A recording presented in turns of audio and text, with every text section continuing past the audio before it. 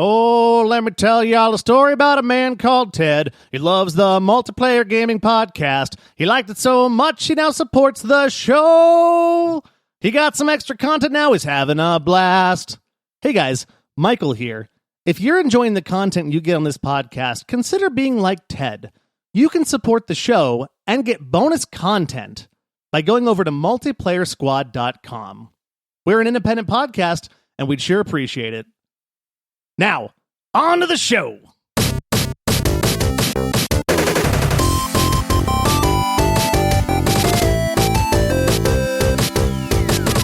Hello, fellow gamers, and welcome to the Multiplayer Gaming Podcast. We are three dads who are also gamers for life, and today we are going to be deep diving the 2015 side-scrolling run-and-gun platform game called Broforce. If you guys like what we do here and want to help support the show while getting some awesome perks like bonus episodes, come check out our Patreon page. You can support starting at $5 a month. Just check out multiplayersquad.com. Please also rate our show 5 stars and leave a written review on Apple Podcasts. I am your brost, Paul, and I'm here with my two co-brosts.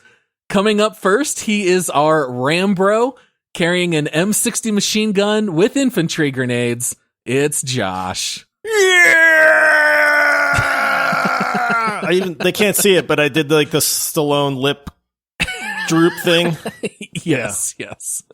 Oh, fantastic. Yep, I thought I'd make you Rambro, Josh, because why not? Because I'm old. Is that why? He's like the oldest one of the bunch. Hey, touche, Paul. I pick up on your little jabs. And then joining us, he's the Bromando, outfitted with a flash rocket launcher and rocket salvo. It's Michael. Vote for me for governor. Oh, man. Beard bro. That was... What's that? Get down. The worst impression ever. Dana, get down. Get in the chopper. Right, Beard bro, Paul bro, bro Paul, brawlers of the show, thank you for joining today. Oh, boy. I wonder how many bros we're going to add into Well, I've got episode. at least 16 in my doc. Very nice. Well, guys, before we start spreading liberty around the world, whether they want it or not, we do have a little bit of housekeeping to cover. Michael, you want to tell the people about one of our new Patreon supporters? I do. Shout out to Wilbro. Just kidding, I can't do it. I was reading it and saying, if he doesn't say Wilbro, I'm going to have to jump in. I had to. Anyways, long time listener and supporter of the show, Willow, and long time Discord champion, went to Epic. Thank you, Willow. Awesome job. Thank you for supporting the show, man. Purple text for life. We're seeing some purples. That's the color for our Epic tier, and we're seeing more and more purples in there, man. It's a nice sight. Yeah, purple is the color of love. Some golds, some purples. I thought the purple was the color of royalty. Well, no, purple's the color of love. Gold is also the color of love, and then the other color that also supports the show. They're all colors of love. Thank you, Wilbro. Very nice. Yes, thank you, Willow, so much. We really appreciate the support. And then, Josh, you got a couple of reviews to read for us? To have a couple of reviews. Dude, reviews are starting to pour in a little bit more, which makes me a happy Josh in the mornings. So thank you for everybody that's leaving reviews. First one comes in from Cleanest Elf 897. You know, I always picture elves as being clean, so... You know, it fits. Yeah. And it's titled Great Podcast, and it says, I found this podcast last night, and I love it. Great reviews. And I think they mean like our game reviews. Maybe they mean reviews, that the podcast has great reviews, because let's be honest, we do. So either way, it works. So thank you, Cleanest Elf. And then this next one comes in from somebody called Wilbro. Oh, yeah. And double shout out. It's titled Number One Gaming Podcast. Hi, Josh. Ooh, I like where this one's going. Hi, Josh. Your criticism is very helpful, and you're one of the funniest people I've ever heard. Paul, you're the level-headed one and the guy who sees a game for what it's worth. Not that Josh and Michael don't. Michael, you are a gamer that I can relate to and has good taste in games. This combo is the best for all your gaming needs. Waffles rule. Very nice. You know what? If you want a surefire way to get your review read on the show, just compliment all three of us. That's gonna work. Yeah, especially if you put "Hi, Josh." that too, maybe. Since everyone knows you're doing your morning coffee, checking for That's reviews. right. Oh, that's very nice. And hey, if you're a longtime listener of the show and haven't left a review yet, Cleanest Elf right there left us a review within the first 24 hours. So, be like Cleanest Elf, leave us a review, and that'll really go a long way in helping our show get discovered. And it's free to leave a review. It only takes a couple seconds. All right. Now, just in case this won't be completely obvious while we talk about Broforce, let me just say right off the bat that Broforce is absolutely a political satire on American foreign policy. It actually reminds me a lot of the Colbert Report, if you watched that back in the day. But please don't take these statements at face value. They are purely for comedy purposes only. All right, bros, it's threat level red. The people from this country look, speak, and act differently than us. Let's move fast, bros. Here's the game's description from their website. When evil threatens the world calls on Broforce, an underfunded, overpowered paramilitary organization dealing exclusively in excessive force. Brace your loins with up to 4 players to run and gun as dozens of different bros and eliminate the opposing terrorist forces that threaten our way of life. Unleash scores of unique weapons and set off incredible chains of reactions of fire, napalm, and limbs in the name of freedom. All right, so guys, for better or worse, my first question is this the most American game of all time? Oh, hands down. I feel like I should be like barbecuing a steak during this episode, like waving my flag around. 44-ounce Mountain Dew while playing. Yeah, exactly. I need an eagle flying around behind me, a guitar on the wall, a cheeseburger in hand, and an apple pie in the other hand. I love that the first time that we've had the most American game of all time, we also, for the first time, coincidentally said the words "brace your loins" on a podcast. I did play one. No, I didn't play it, but I have in my library a game that's called Putin, Expletive, and Trump that might be a little bit divisive. Oh, I guess what's more American than divisiveness right now in the 2020s? So maybe that one's a little bit more American, but I haven't played it. So we're going to say, yes, this is definitely the most American game. Like, I grew hair on my chest playing this game, and also a tattoo somehow of an American flag on my thigh. I don't know how it happened. It just got there. I woke up one day with it.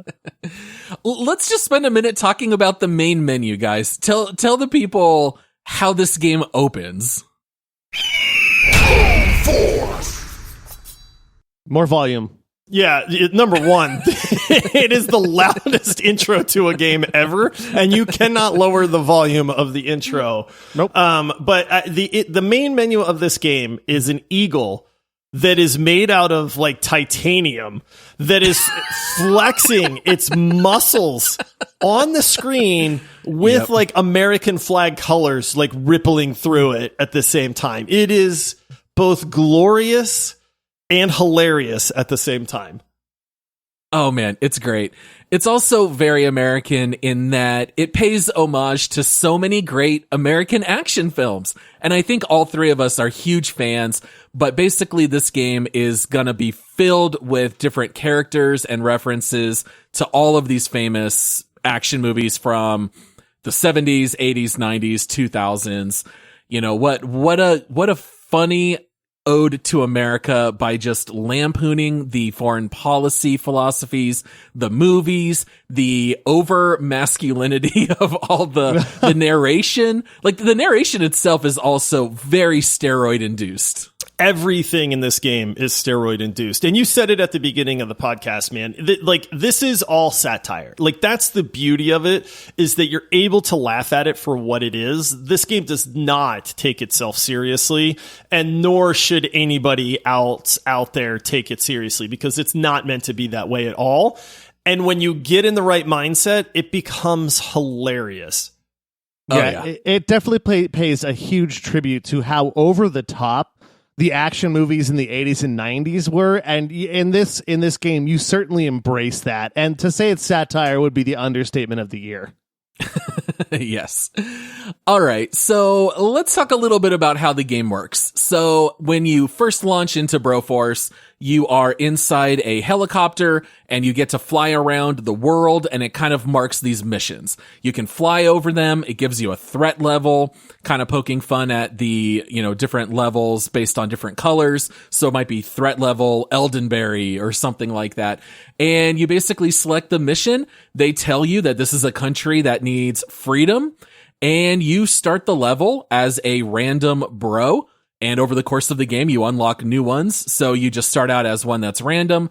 And then what happens from there? Like, how do these levels work? Okay, well, first of all, Paul, you forgot the part that when you're flying around the overworld, that there's seagulls, and you can just fly your helicopter right through the seagulls and just explode the seagulls with your helicopter first. So that was my very first thing is I went, oh, cool, look, I'm flying around. Hey, what are these seagulls? I wonder. And sure enough, you splat them and they just explode. So was not disappointed with this game within the first 5 seconds. And it's I don't know what, 16-bit graphics or something. Yeah, it's very reminiscent to me of the Metal Slug games. But Michael, do you want to talk a little bit about once you load in, how does each level work? Mayhem and destruction immediately. No. So you load in, and depending on, how many players you have, the players drop out of the helicopter, and, you're given a brief little explanation before you actually roll out. I wouldn't even call it a cinematic. You're seeing a cartoon picture of the general explaining what you're doing, and it's always way over the top. Liberate this area, these scum, and then American, and you hop out. And immediately you're just side-scrolling through just insanity. Just guns. It's very fast-paced. I don't know what else to cover than that except mayhem. Mayhem! Yeah, I think for the most part, what you probably need to know is that the environment is destructible. So you can destroy areas on the map. You will run through trying to defeat all of the enemies. Technically, you don't have to kill them all. You can run past them. But you are basically fighting different mobs as you are running from left to right. You reach the end of the level. It'll spawn a helicopter with an escape rope, and you just jump and grab onto the helicopter, and the level ends. And then you just go on to the next level. And then each country that you go in to liberate is basically, most of them are broken down, I think, into either 3 or 4 levels. Later in the game, some are a little bit longer. But one of my favorite parts is as soon as you finish the level, it gives you a body count of a little picture of every single guy that you killed in the level.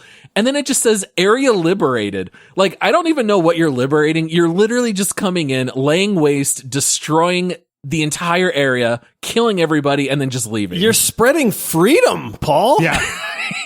Okay. It's freedom. No, to That's say all that you need. to say that the Rainbow Road level of Mario Kart has a nauseating amount of stuff happening on the screen coming at you, that's about 1/15 of what you're dealing with in any single screen of Broforce. Oh yeah, there's so much going on because you're seeing bullets fly. Every character also has a unique set of weapons that we'll get into in just a moment.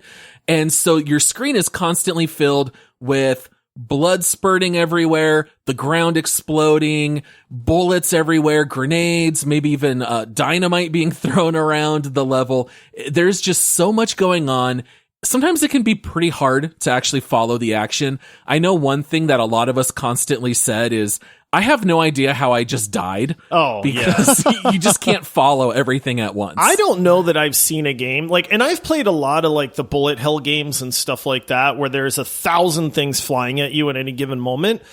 But somehow Broforce takes that to a different level. And it's honestly, I don't know that I've seen a game with that much going on at any given moment, because maybe it's because we played this a lot of multiplayer. We played through this whole game all together. And 3 people on screen all at once definitely adds to that chaos. I did play solo some as well, and it's not quite as bad. But this game loves the screen shaking. It loves things falling from the sky. It loves explosions. It loves exploding people.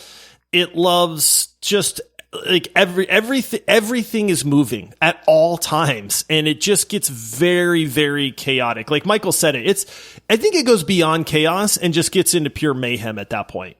Extreme mayhem. Yeah, I feel like if you were to play this on console, the controller, like the Rumble Pack, if it was an N64 controller, see, I just name dropped the Rumble Pack. Remember that?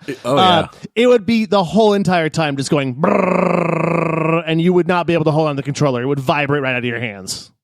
Just turn on and it would never end. Yeah.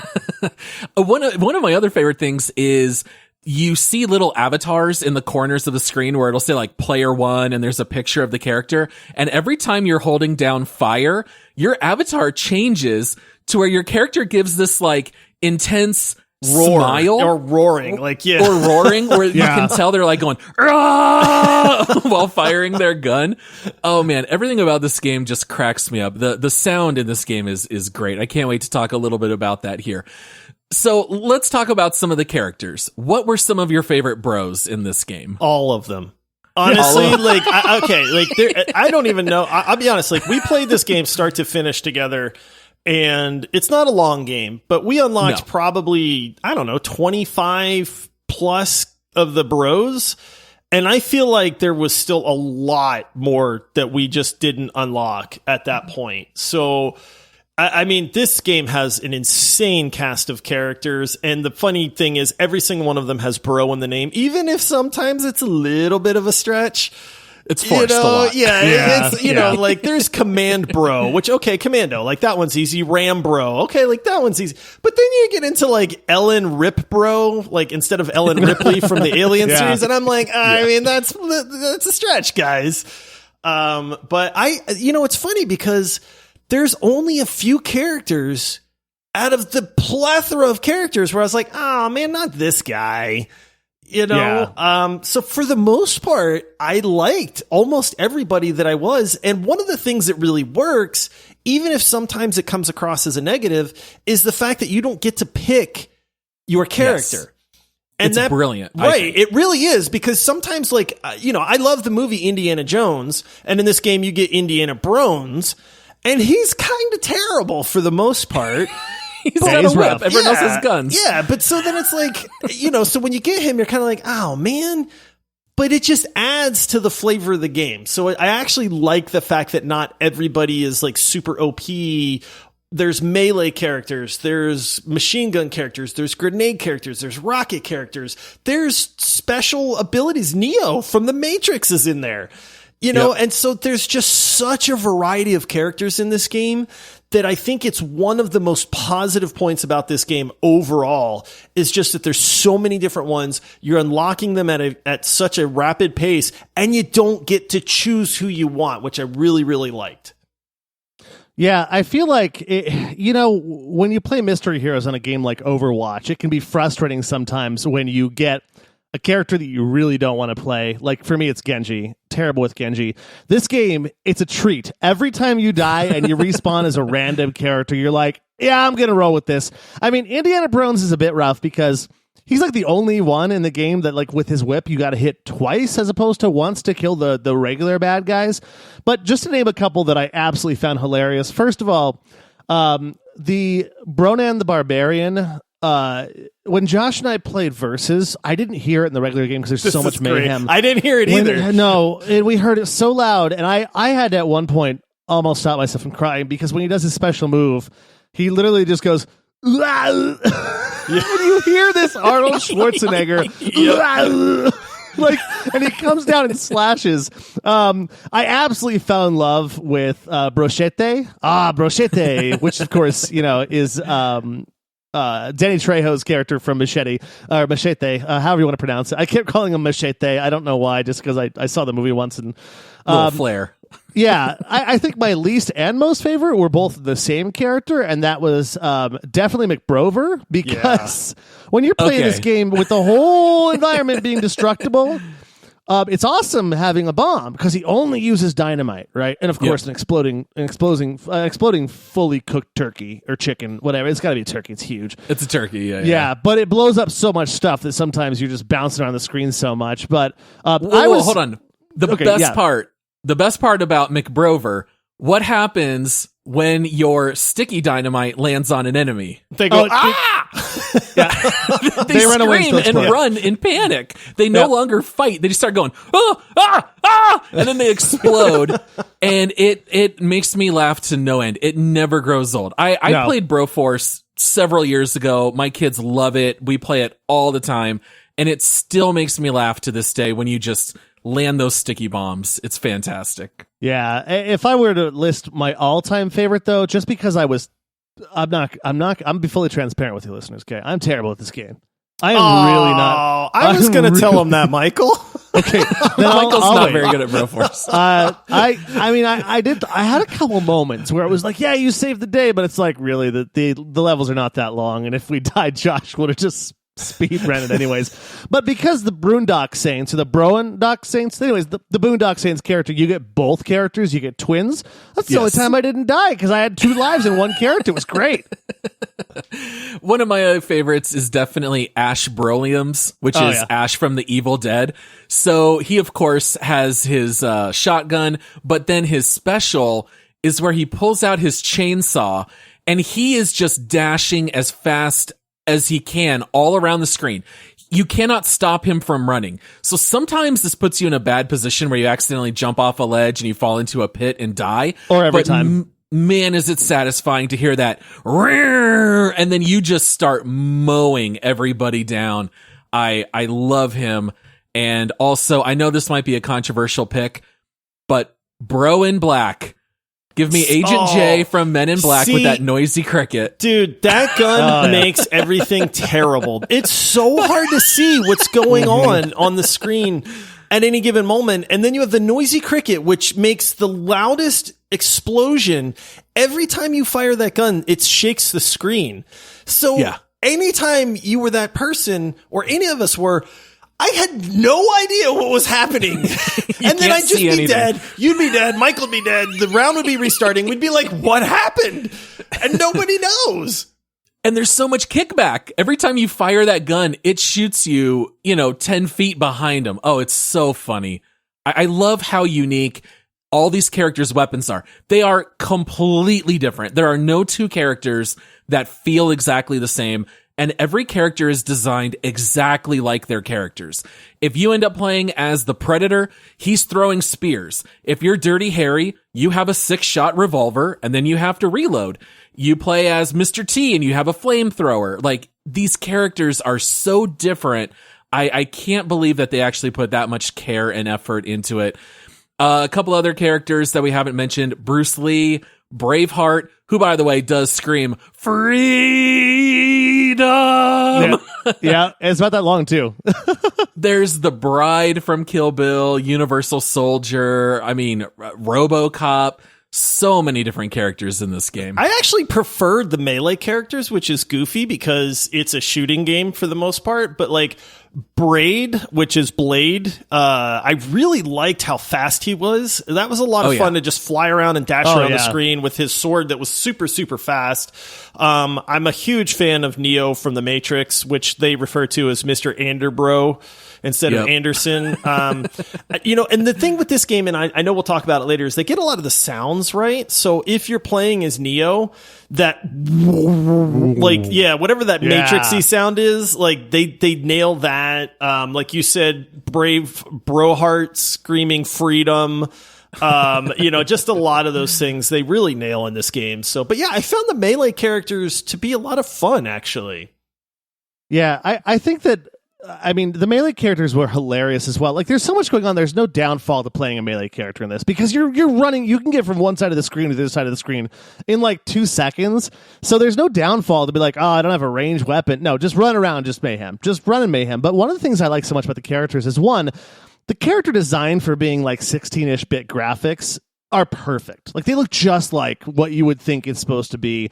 And like the weapons and the way these guys fight, they're designed exactly like you think it would be. Like the Broketeer. Like, he flies around a little bit and just does this. He does a pretty fun little rocket attack. You've got Cherry Broling, which is from Planet Terror, and she's got the leg that's like a gun. Replaced with a machine gun. Yeah. And it's just, and then, my all-time favorite as far as just getting it spot on right, it has to be the Brodator, the Predator, the Brodator, because after you die, you have your little mini nuke that blows up, and you'll blow up like half the screen after you die. It's hilarious. Like the game and just does you a hear lot the countdown. Yeah, yeah, it you does. do. Bing, bing, bing, bing, boom. Yeah.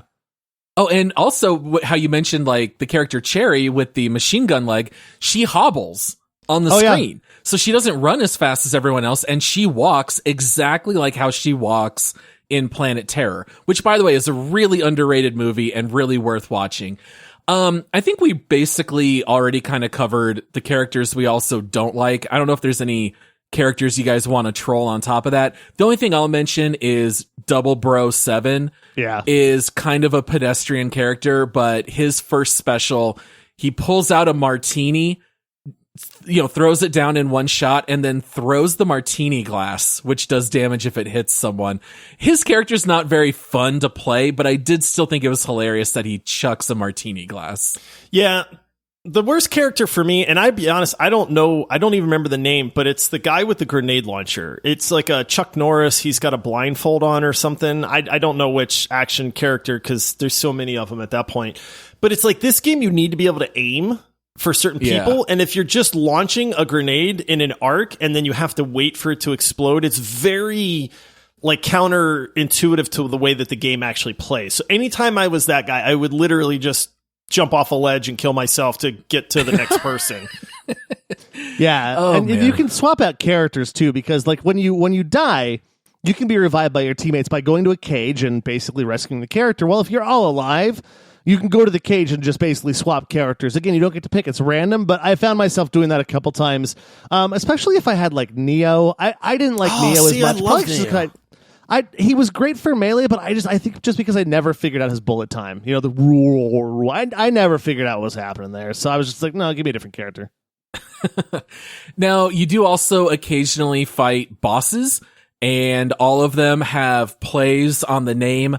There are things like a terror cannon. You might have to fight a sky fortress. Because our show is family friendly, I won't be able to say the name, but I think you can probably guess how to turn Megacopter into being overly masculine. Oh man, that part made me laugh so hard because I could not believe the game went there, and it was just hilarious at the same time. All of us were cracking up because we were like, "Wait, did they really do this to the helicopter turret?" Yeah. So the Megacopter was a pretty fun pun as well.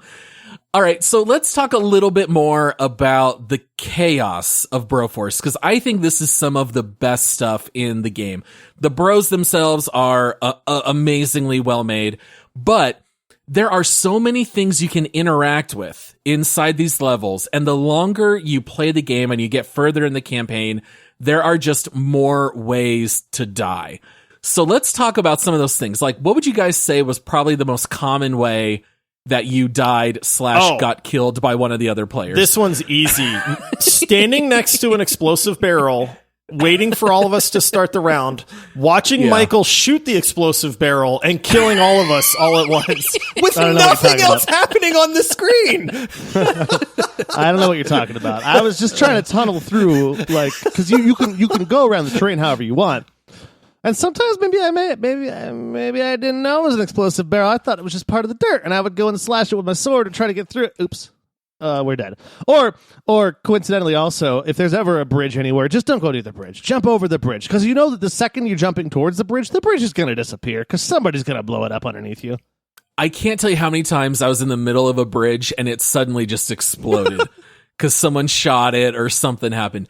One of my favorite things are the saw blades. The saw blades in this game are so cool. So there are little like booby traps in some of the later levels, and you hear like the sound of a saw blade, and then it shoots down, and then it starts to just fly across the screen, and it'll bounce on the ground. So sometimes they're hard to actually evade. And sometimes there's also stationary saw blades that just spin in place, but they will also kill enemies. So sometimes you would just be standing in front of a saw blade, the enemy would fall into a saw blade, blood spurts everywhere. You see blood all around the saw blade, and it's so funny. And sometimes like the boomers that would explode into acid would hit the saw blades. So now there's just blood and acid shooting everywhere. Oh, the saw blades were such a funny touch to this game. Yeah, there's a lot of environmental deaths too. Like if you've got like at any point there could just be a red X or a green X that just shows up in a line from it, and you know that there's going to be rockets coming from the sky, acid coming from the sky, poison, whatever it is. There's so many ways to die. Yeah, and one thing we haven't mentioned is that this is a one-shot game. So if a single bullet hits your character, you're dead. So this is not, you do not have a health bar. You cannot take a certain amount of punishment. If anything hits you, your character's dead. Now, you can respawn if you've collected other bros, or your teammates can revive you fairly quickly. So it's not like it's super detrimental, but that is, that's very important in the pacing of the game. The number one way that I died more than anything else, and honestly is probably my most contentious point of this game and frustrating, is that blocks will fall. And so there are dirt blocks in this game, and then there are like rocks in this game. And because so much mayhem is happening on the screen at any given moment, it's very difficult to tell what's where and what is what at that point. And so if an explosion blows up part of the ground, the dirt will just vaporize, but a rock will not. And a rock will fall. And if a rock falls on you, you're insta-dead. And so as we're moving through these levels and half of the level is just being disintegrated or exploded, I would die 9 times out of 10 because a rock fell on my head and I just didn't see it, And so there's 1,000 ways to die in this game, but that was the one that got me more than anything else. Yeah, every time we were sitting there saying, how did I just die? And then you look at the screen where your guy was just standing and you see where you were. There's a square block instead. I didn't see the rock that fell on me. It happened all the time. It was frustrating. Yeah, you definitely get used to it after a while, but you're so focused on shooting enemy players and jumping, you're not thinking to look at the top of your screen. And you both kind of mentioned, because you both play on much larger monitors than me, and I think that also would make it even harder to track. If you're playing on like a 48-inch screen, it's going to be a lot harder than if you're playing on something like a 24-inch. Yeah. So that also might feed into it. So let's talk a little bit about the storyline, if you will. The game does sort of have a story. I mean, not really. There's not really any kind of detail, but the game does have some progression. So in the beginning, you are liberating these other countries and bringing freedom to them. And then pretty soon, all of a sudden, everyone's being attacked by aliens. And so now you're fighting aliens in the game, like from the Alien movie franchise. Yeah. So now you are fighting them. They bring their own set of enemies, where now you're facing face huggers and xenomorphs and these larger bosses from Alien. And then it even goes on from there, where you start having to fight demons, and then ultimately you end up going through like portals to hell, and you end up fighting Satan at the end. Now, I noticed when we reached those points in the game, you guys kind of like perked up a little bit. And I think that it's a really genius way to keep you driving to play this game. You're constantly unlocking bros. All of a sudden there's new enemy types. All of a sudden there's new environmental things that they throw at you. I think the game does a very good job of not making it stale. It doesn't just feel like a hack and slash game. That was actually one of the better surprises in this game, because as we were playing it and you're going through these different countries, and I feel like we went through, 10 different countries of fighting people and liberating them and bringing freedom to the world. Before, I was kind of like, man, this is starting to just kind of become a little bit of the same thing. Like, how many countries are we going to liberate here? And there's a few of them where it's like, hey, there's a red sky and missiles are falling from the sky. Or maybe they introduce like a tankier type of character, in the game or something like that. But I do remember that moment where I was like, what's this? And then sure enough, yeah. Like, why is it purple looking? Like, what's going on? And then you see an alien and I was like, whoa. And then the game just 100% goes down that route of like, hey, you're bringing freedom to the world and defeating these aliens now. And then just as that part starts to become stale, you start fighting like the forces of Satan. You know, and it goes down the demonic hell route. And I thought that was very, very clever. And even though the gameplay stays the same, it really was just enough of a refresher to keep the game from starting to feel like it was getting overly repetitive at that point. Yeah, and I think that it was funny because as one way the game does it, obviously, is to unlock characters as you're playing, right? Well, it's funny because I remember the moment that I unlocked the Predator or the Brodator, I was like, man, the Brodators in this game too. There's what else? I'm like, wouldn't it be cool if there was xenomorphs in this game too? No joke. 30 seconds later, we were on the first alien level, and there was a xenomorph, and I'm like, yeah, all right, I'm sold. I'm gonna go kill some xenomorphs. Let's do it. And then the face huggers, again, another new way to die. They literally they got on your face, and you could still run around and shoot and do things for 5 more seconds, and then you would drop dead. But you knew that you had a time bomb literally on your face. Oh, yeah. So great. I absolutely love it. Now, the game technically does have multiple endings. If you complete the game on higher difficulties, you unlock different cutscenes. But was there anything about the ending that stuck out, either good or bad? Or funny? Yeah, I got to pee on the devil's grave, which cracked me up. You sure do, and you get to aim I was it, too. dying.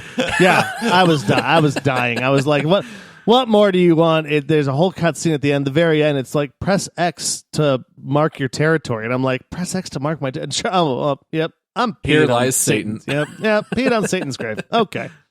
Yeah. What about the high fives? That's what there was a part where you're running through and there's American flags and there's people, you're having a parade.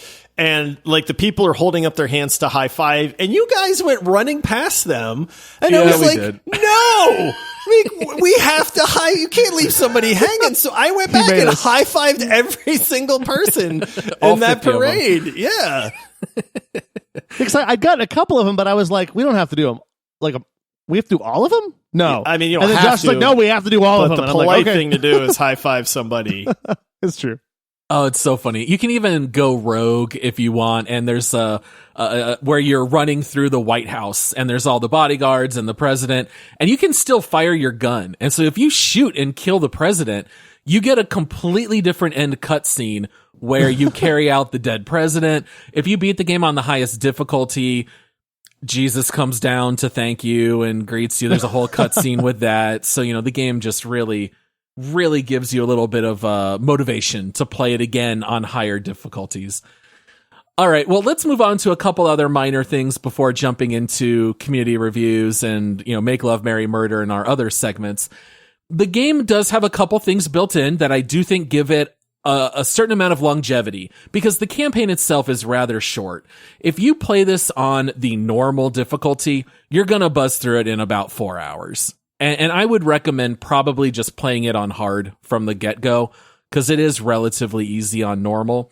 But there are some very for some of us. Yeah, maybe for Michael, he'd still be working on it. There were so many times Michael fell, and he's like, guys, I can't see. I need you to come lower, because, he couldn't see where he was at. Yeah. But yeah, one of the things that add to the longevity is the level editor. So you can design your own levels. You can design entire campaigns. You can download them through the Steam Workshop. You can download them directly in the game. And that's where most of the people play. When we would play online, we would only see maybe 6 to 10 people playing the normal campaign. But if you went under the custom campaigns, that's where the people are really playing. So you kind of have that where it's almost like when Josh and I deep dove Human Fall Flat. We talked about how there's an unlimited amount of imagination people did with levels. With Broforce, it's not quite that imaginative, but there's a lot you can download and play through, which I think is very neat. Yeah, I mean, the ability to make levels. The levels in this game, there is some variety, which is nice. I don't feel like there's a ton of variety there, though. Like I kind of mentioned, I started getting tired of the human levels. But the ability to have a campaign editor and to be able to design a level like you want is very, very clever. They give you little glimpses. You can climb ladders in this game. There's chains that you can climb and stuff like that.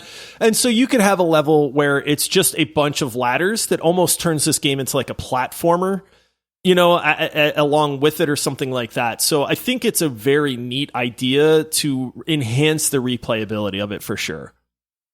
Yeah. What about the other multiplayer modes? What'd you guys think about like deathmatch, race, some of that other stuff? Michael and I went mano a mano in deathmatch for a while, and I'll be honest, I was not expecting a lot in deathmatch because I was like, I don't know how the bros are gonna do, and it's like, it's a one-shot game, so is this just gonna be kind of lame? Or it was actually pretty fun. And now there is one thing that we actually discovered is that some of the bros are way better at deathmatch than other ones. Oh yeah. And so that was like, and you did get to pick your character. So the way the deathmatch would work is it would give you your choice of 5 different bros.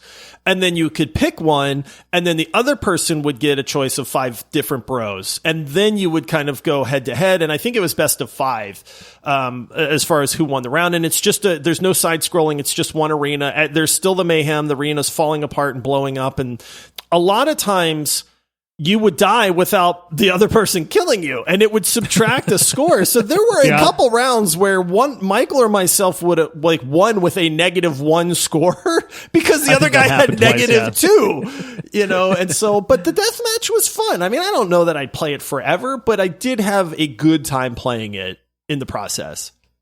No, I think deathmatch would be a lot of fun. Like maybe if you had this game on console, you had a bunch of people over where there's just kind of a lot going on, and you just had it up and be like, hey, grab a controller, guys, and just play deathmatch for a few minutes. Somebody else cycles in or whatever. But I did find it was a lot more enticing than I thought it was going to be, because I thought, one shot kills. It's literally going to be whoever drops off the helicopter and just shoots first.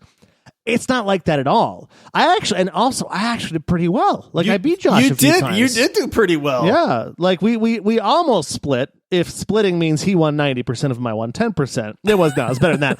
But you actually find that you have a lot more strategy in it. Like towards the end, we were kind of doing a lot more bouncing around, trying to pick the right time to pounce and attack and shoot our weapons and all that stuff. And it added a bit more to the game than I thought was even possible in the single player campaign, where you're literally just mowing things down. Like one-shot kills, we both have about the same range on weapons.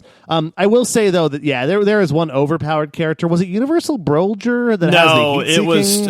It was Judge Dredd, because his Bro Dredd, because his bullets would home in.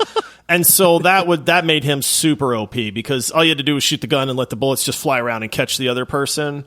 But and so the one thing I will say with the deathmatch is there's no online mode. It's couch co-op only. And so we had to use the Steam share function. Let's play together. The Let's Play Together to make that work. So you can't just hop online and fight other people, unfortunately. I almost wonder if the reason behind that is because the game, I think we all experience this, a little bit of lag every here and there. And I wonder if, like, in online, maybe, I mean, this game could not have cost a ton of money to develop. Maybe they didn't put a lot of money behind, like, the servers and the infrastructure that the game's based on. So maybe they're like, well, it's not going to be a great experience if you do online versus, because one person's going to lag a little bit, and they might just be kind of, with one-shot kills. If you're a stutter behind, you're dead. Yeah. The race mode is actually probably my favorite outside of the campaign. That's a really neat mode where you can play with up to 4 people. They drop you into a level and you just start running through, fighting all the enemies. So it plays kind of like the co-op campaign, but you only get a point if you don't die and reach the end. So if another character dies, they don't respawn or anything. They immediately lose that round. So you can have where everybody loses, or you can have a winner who reaches the end point first. And I think that is a lot of fun because it forces everybody to try to speed run the levels. Because when you play like the co-op campaign, there were times that we would slow down and stop. Okay, hold on, wait for me. I got to climb this ladder. When you're playing in race mode, you're just going to get left behind. Like, everyone is just off to the races. And I think that adds a little bit of a fun element. I don't know if you guys agree with me, but I think that this game plays 1,000 times better multiplayer. I think if you play it single player, it's fine, but it plays like an old school arcade game. This game really shines when you play with a large group. The more, the better. just like the game Contra, I never played Contra by myself ever on the NES. It just wasn't. It's not nearly as much fun unless you have your bros with you. I was going to say there's pros and cons to it because if you play multiplayer, there's so much going on screen at any given moment that you almost cannot tell what's happening.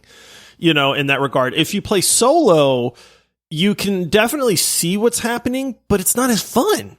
Like the chaos is good. That's what I'm saying. It is a good chaos. And that's where, you know, some of my favorite moments, I mean, I picked on Michael earlier, but it's like, you know, him blowing up an exploding barrel and killing all of us, you know, was great. Watching Michael respawn, take 2 steps and fall down a cliff and die was also amazing. You know what I mean? Like, there were so many just hilarious moments of watching Michael die just terribly or killing us all terribly that really added to the fun.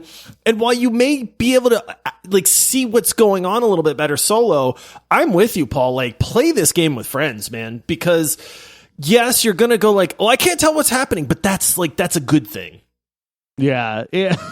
Wait, hold on. Which time I fell off the cliff after 2 steps? Like which time? I was thinking about the 27th time. That was the one I had in mind. Oh boy. All right. Well, that tells you a little bit about what we thought about Broforce. Josh, tell us what some other bros thought. All right. So we always go to community reviews anytime we deep dive a game so that, you know, hey, maybe we get it wrong. You know, we give you our thoughts and our ideas, but maybe, you know, there's other people out there that have different opinions on things. So we always go to Steam if a game is on Steam to pull their reviews, because let's be honest, they have the best reviews. You know, I always try to pick a couple good ones, a couple bad ones to give you a little bit of an idea. So this first one comes in recommended. They have 4.3 hours on record, which means they probably beat the campaign. And it says, when I started playing, I was British. I left American. He sure did. Yep. Oh man. There were a lot of reviews like that. So that was kind of a common joke, but you know, they were all positive reviews. All right. So this next one is not recommended. 10 hours on record. Upon launching this game, my cold red communist heart was immediately assaulted with copious levels of freedom. After playing the game, I had to spend several hours reading Marxist propaganda and spreading ideas of free healthcare to avoid being lured by the siren call of baseball, apple pie, and deep-fried butter on a stick. A few of the many tools the capitalist monster has at its disposal. Do not recommend. Wait, do not recommend. Oh, so it's a joke. Do not recommend. It was a joke. Perfect. Do not recommend. I mean, it's Broforce, man. The reviews are all just hilarious satire reviews here. So that one's perfect, though. It really is. All right. So this next one is recommended. 25 hours on record, and it says it's like Terraria if it was made by Michael Bay. I guess I could see that. Yeah. Oh, 100%. It was, I mean, let's be honest. The graphics in Broforce are pretty terrible. I mean, they're not good. They're very pixely. And like I said, because there's so much happening on screen, it's kind of hard to tell what's going on. They nail the character, like the bros and stuff like that. But it's just, this is a not very graphical game. So akin to Terraria. No, you're not playing Broforce for the graphics. That's for sure. No. All right. And or then, the story. And then this last one is not recommended. 18.9 hours on record. And the review says, that's a lot. Yeah, that's a pretty good bit. And it says, bleep the final boss, bleep Broforce, bleep everyone who plays this game. Now, we did, some of the bosses are tough, man. There are hard parts in this game. There were many, many moments where the three of us died repeatedly over and over and over again, threw ourselves at a boss fight many times. It's going to happen. That's good. That's a good thing in my opinion. The final boss can be tough. I think with 3 people, you can kind of zerg it a little bit. Might be a lot harder if you were playing solo in that regard. But and hey, since you're mentioning some of those bosses, to give Michael some credit, since we've been trolling him a lot today, Michael figured out the strategy on the Sky Fortress that was flying through the air. Oh, that's right. You remember that one, Michael? What did I do? He jumped. Remember when you jumped and fell to your death? Yeah, I did. The one time. That one time I did that. That was the boss flying in the air, and we're like, we can't reach him. How are we supposed to fight him? Now, I was kind of just playing that because I've played through Broforce so many times, but Michael was the one who said, oh, shoot the gas canisters, and then they fly up in the air, and they would hit the Sky Fortress. Oh, so, yeah. Michael jumped in there on some strategy as well. Yeah, because I accidentally hit a gas canister and it flew up and hit the Sky Fortress. And I was like, guys, it didn't blow us up. It blew it up. You killed me with it first, and then it hit the Sky Fortress. Potato. We won. We beat the game. I will say this, that a lot of the negative reviews were joke reviews. I get it. I'm not sure I'm a fan of giving a game a negative review to make a joke, because it does kind of go on that game's permanent record, but a lot of the negative reviews were very similar, in that it was like talking about, hey, this game made me American, or, things like that. So, all right. Well, here we go, because we've talked about this game. Maybe if you're listening, you've picked up some of our thoughts on it. We've read some of the Steam reviews. Now it's time to guess what we think the overall review score for Broforce is on Steam. I always use the all-time reviews, not recent reviews. And so on the scale of 0 to 100... am I the champion? I think I am. It was you, Josh. Yeah. My Optimus Prime one. Okay. So I think there's a lot to like about Broforce. I think that some people may not appreciate some of the humor. Maybe the graphics are a little bit on the lower side. There's a ton of fun to be had with the gameplay and stuff. So I went kind of high, but not super high. And I said, I think it's an 89% was my guess as to what I thought the community rated Broforce. All right, Michael, what do you think? I was hoping to go last. I'm going to split the difference. Is Paul going to do what I think he's going to do? Because I want to win. I haven't won in a while. I'm scared about that people are actually giving negative reviews when the game is positive. That kind of scares me a little bit. So I'm going to come in at an 86. Okay. I'm going to go a little bit higher. I think one of the advantages to Broforce is that it is a cheap game, and I think it is incredibly charming. I think you can tell that this was a labor of love, and I think the humor really hits. There's no humor like in Wasteland 3, where I felt like this is not landing, and it's kind of cringy at times. I think Broforce knocks it out of the park with the humor and the action and all the references. I'm going to say 93% is my guess. All right, so we've got my guess at 89, Michael went 86, and Paul, you said 93. Yeah. We are all pretty far off. Believe it or not. Yes. The actual community reviews for Broforce on Steam, it rates an overwhelmingly positive at 97%. Nice. Wow. Good job, America. Broforce crushes it. I'm so happy. As far as the community reviews go. And now that I can spoil a little bit, I'll be honest, it was very hard to find a negative review. I think Broforce is probably a 98%. Like, if you took legitimate reviews, because I feel like all of the joke negative reviews probably dropped it a percentage point or two. It was very difficult to find an actual legit negative review as far as, hey, I just didn't like this game and here's why. I will say that we did encounter some bugs for people. One of the things is we bought the game not on Steam initially. We bought it on GOG because it was super cheap, and we could not play multiplayer together. That's right. Now, I don't know if that's Broforce or GOG or whatever. There were many times where we were playing and the ground would disappear for Paul, or I couldn't see Michael, or Paul couldn't see either one of us. And so it is a little buggy, but it's like, it doesn't really matter at that point. So kudos, Broforce, 97% on Steam, man. That's crazy. I'm so glad. I'm happy. I will say it definitely plays best as a couch co-op. So one of my daughter's boyfriends is actually the one who introduced this to us. One day we were just saying, what would be a fun game to play couch co-op? And he said, oh, have you ever played Broforce? And we just played it so much on the PS4. And when you're all in the same room, it's even funnier because you're laughing together, making all the jokes. It runs flawlessly, couch co-op. Online, it generally ran well, but we definitely had some issues. I sent you guys like a screenshot where like I look like I'm just floating in the air and I don't know what's around me, but that was pretty rare. Yeah. All right. Well, I guess I get to introduce this next segment. You do, Paul. All right. Let's hit that music. Hey there, Ellen Ripbro. If you were on Star Trek, your phaser would be set to stunning. All right. This is Make Love, Marry, or Murder. This is the part of the show where we each give this game our own individual rating. Is this game marriage material? You should absolutely pick it up. And or it's a great efficiency based on the cost. Is it Make Love, where maybe it's worth picking up, but it kind of depends on the price and maybe wait for Steam sale, or, maybe it's not really worth picking up? Or is it just murder material, where we do not recommend it for our listeners? We say to stay away. Michael, you want to go first on this one? I can definitely go first on this one.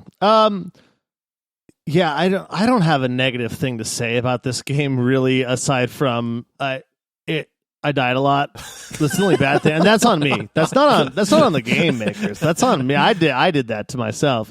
Except for, I swear, guys, the one time that I set out the stick was going right, my character went left. That wasn't my fault. I swear that wasn't me. That being said, I would absolutely, if this was a potential partner of mine, I would bromance this partner until it married me, because I'm going to marry it. And I'm marrying this game. One of the things I have to say is that, I feel like even just the verbiage in this game makes me want to go. I want to go back. Everyone go back a few weeks and listen to our bonus round episode where we did the top, what was it? The top classes in video games. We picked the Broladin, the Brochanter, and then the Neck Bromancer 1. All of it? Yeah. I mean, it works with everything. Yeah, it works with everything, guys, except for Josh Brolin. He's already a bro. So actor Josh Brolin, we're sorry. You're already a bro. But no, I'm marrying this game. I want to play it. I just told my wife we're going to buy it on the PlayStation so her and I can play it this weekend on couch co-op, because it's fun. There's nothing bad about this game as far as it is exactly what it is. It's funny. It's satirical. You have a blast with it. Yeah, sometimes there's a bit too much going on, but who cares? You're there to laugh and just kill xenomorphs. Go do it. Marrying it. I don't know that I have much more to add on top of what Michael said. I guess the biggest complaint is that it's short. If you just play through the campaign and quit, you're getting 4 to 6 hours. But if you're buying this game from a third, you can buy it on Humble. It's pretty cheap, even full price being $15. It's not it's the cost of one movie ticket. And you're going to get a couple nights out of it that are super fun. I think this game's very memorable. None of us are going to forget playing Broforce. So I highly recommend people pick it up. Are you going to get 100 hours out of it? Absolutely not. More than likely, no. I have gotten a good 30 hours or so out of it, which I think is pretty high. I think most people are probably going to get that 5 to 10 hours at most. But I think it's just a lot of fun, especially if you love action movies. Then it's definitely a must play. So I'm going to say marry as well, even though it's so short. This game is a ton of fun. I enjoyed every minute of playing this game. I like the fact that the three of us got to play it from start to finish. I loved unlocking new bros and then getting to try them out. I loved trolling Michael for killing us and dying repeatedly. I loved going what killed me? Even though I died just as much as Michael did, as far as that goes. It's one of those things where this game is just fun. And that's what video games should be. And, we have been talking because we have been doing a lot of deep dives. We've been doing a lot of big RPGs in these massive games and these 30, 50 hour games. And, I'm not complaining because, hey, we all love video games, but Broforce is the perfect change of pace for me. Palate cleanser. I love, oh, yeah. I mean, I think all three of us love RPGs. We put it in one of our favorite genres ever. But if I had to play another RPG, it would have it would have been really, really difficult. And so Broforce is that kind of game that really just cleanses the palate and goes, there's different kinds of video games out there. I was initially going to say Make Love just because I don't know that Broforce is the type of game that I would label a marrying. But I think you both swayed me, to be honest, because I mean, this game's $5, man. Yeah. It's super cheap. And Paul, I think what really swayed me is you said it. It's memorable. I will not forget Broforce. And while I don't think it's the best game we've played, and it's not the best marriage material game that we've ever labeled marry and stuff like that, there's just not much to dislike about it. It's I can't say anything negative other than it's frustrating to have a block that you can't see fall on your head. But that's part of the game. You're supposed to die. If we never died, I'd hate this game. So I think, even though I was going to say make love, you both have swayed me, and I'm going to say marry because there's just not anything to not love about it. This is the first time this has ever happened. Ever. Like, Josh sways me all the time. Yeah. I try not to give him any credit on that. I try not to be like, Josh, I changed my mind because of what you said. It may have happened on at least one video game, especially when I first started. We did it. We influenced the influencer. Take that, beard. Oh man, that's so funny. I think another thing to Broforce's credit is that, quite frankly, there are not a lot of couch co-op games that you get to play anymore. Right. There are days when, long-term listeners of the show will remember Todd, the original host of the show. There have been times when me, Todd, and Josh, and we'll start talking and be like, hey, we all feel like playing a co-op game. What can we play? And at one point, we were like, should we replay Castle Crashers? And that game's like 15 years old. Because there's just not a lot of options. There's games like Keep Talking and Nobody Explodes, but that's not like a traditional video game where you each want to be able to play your own character. I guess now we have some stuff like Shredder's Revenge recently came out, but there's just such limited options. I mean, Broforce is still 7 years old, but I think it's one of the best couch co-op games you can play over the last 10 years. Yeah. So I think that gives it a little bit of a bump too. If you know what you're getting into, that's the main thing. Like, understand it's stupid. It's fun. It's over the top. It's ridiculous. As long as you expect that going in, I think you're going to love every minute of it. If you go into it going like, oh, well, I expect this serious game, or I want good graphics, or I want this and this and that, I think you're Character development. Yeah, I think you're just mistaken at that point. You know what I mean? Like, this is not the game for you then. But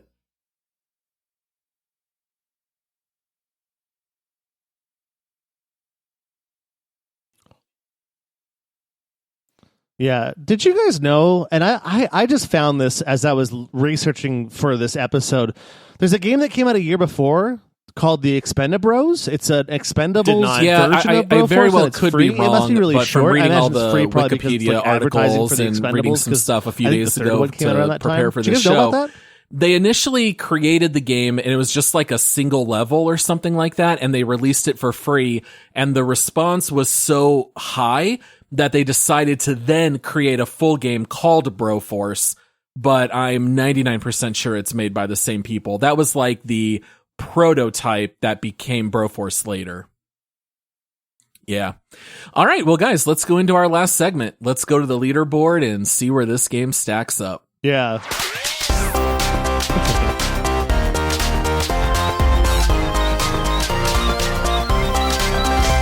All right, Michael, you want to tell new time listeners of the show what our leaderboard is? I do. The leaderboard, ladies and gentlemen. Leaderboard. Should that be what we call it? Broder board, the lead bro board. The leaderboard is a list of 77 of hand-picked titles of video games that this very podcast that you're listening to at this time right now has done deep dives on. And what we do is every time we do a deep dive, which is every other Monday, that's true. Yep. I know that's true because Paul is nodding. Every other Monday, we do a deep dive on a game. And what we do is after we do our Make Love, Marry, Murder segment, just like right now, we say, where does this game stack up against those other games? And on this list, starting at like number one, the highest rated game, and by the way, a little asterisk there, a caveat, we haven't played every game in the world, so we might like games more than Red Dead Redemption 2. However, Red Dead Redemption 2 is the number one game on the list. As you scroll down a little bit, you might see like Valheim at number 8, Satisfactory at number 9. Go down a little bit further, The Forgotten City, Nier Automata, Rainbow Six Siege kind of roll into the 20s. And then if you go down to the very, very bottom, of course, where it belongs, Battlefield 2042 is number 77. But right now, we're going to take Broforce and we're going to let you know where it falls on this list of games. Which is not easy. Like, how do you compare no, I'm Broforce struggling with this one, to be honest. to Hearthstone? Yeah, like it's all tough. three of us married it, but I'm looking at the leaderboard and I'm going like, man, where would I put this game? I'm almost looking at other games that are co-op and saying, do I like this co-op game more than That's that kind of co-op how game? I'm approaching it too, I think. Yeah, so for instance, at number 29, I see Deep Rock Galactic. I like Broforce more than Deep Rock Galactic, so I think it has to be above 29, starting there, and then kind of go from there. I would agree with that. I would also put it higher than Deep Rock. When I was looking at the list, I was thinking Terraria just gives you so many more hours, and it's so incredibly charming, and I would have to put it below Terraria, but I was looking in the 21, 22 range personally. I think I would probably have it above Lost Ark or Destiny 2 or the Forgotten City. That's kind of the range where I was thinking. I'm a little bit lower than you guys. I kind of said I was initially thinking, to rate this game like a make love, not a marry. I like Deep Rock Galactic. I think Deep Rock Galactic has a lot more longevity as far as depth of features and builds and cooperation and stuff like that. Broforce is definitely more fun in a short burst. So it's like a stick of dynamite versus like a fireworks or something like that. That was a terrible analogy, by the way. So personally, I like Deep Rock Galactic. I'm a little bit lower than you guys. In all honesty, I would probably rate Broforce down in the Killing Floor 2 area, because that's another over the top insane co-op type game.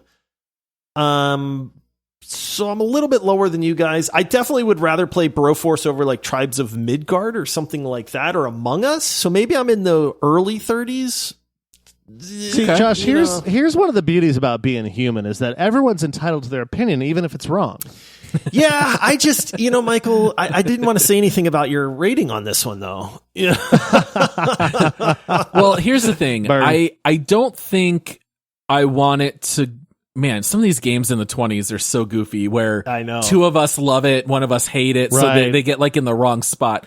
Because as I'm looking in the 20s, I do not want to put Broforce above Resident Evil Village or Weird West or Right. No Man's Sky. Right. I think those games just give you a lot more than Broforce, but I'd still rather play Broforce than Deep Rock Galactic, which is right in the middle of all those games.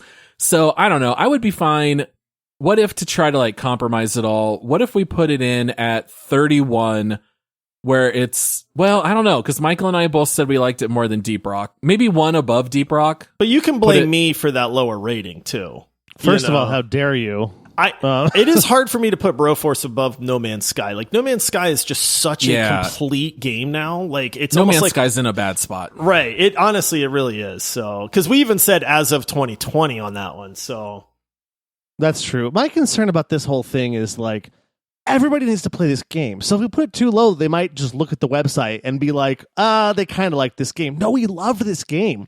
And that's why I think putting it right above Deep Rock. I agree with Paul. I'm on Paul's side. Lost Ark I've kind of simmered a little bit on Lost Ark because of the pay to win at the very end of the game. You have to pay to continue in that. You have to.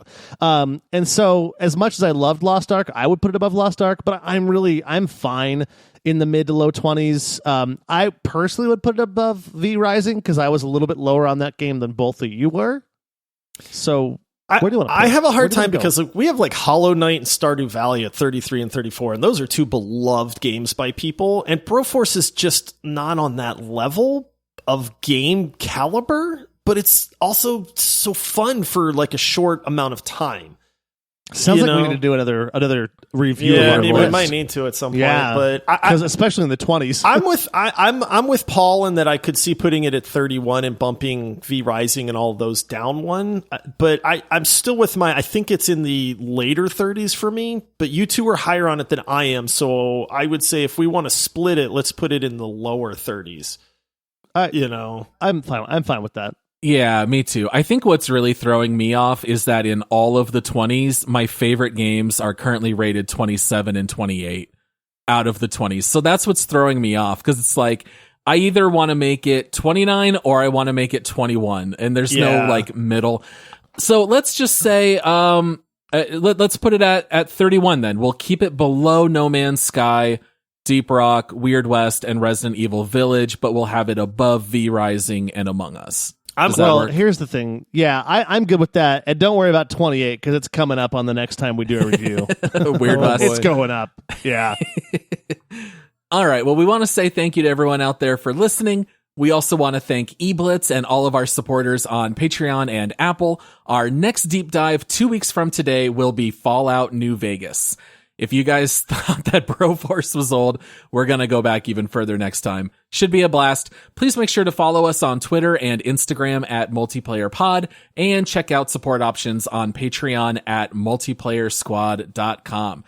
We hope that you guys will join us on Thursday when we break down recent gaming news. And until then, happy gaming, everyone. All right. See you, everybody. Thanks, everybody. Cheers, all.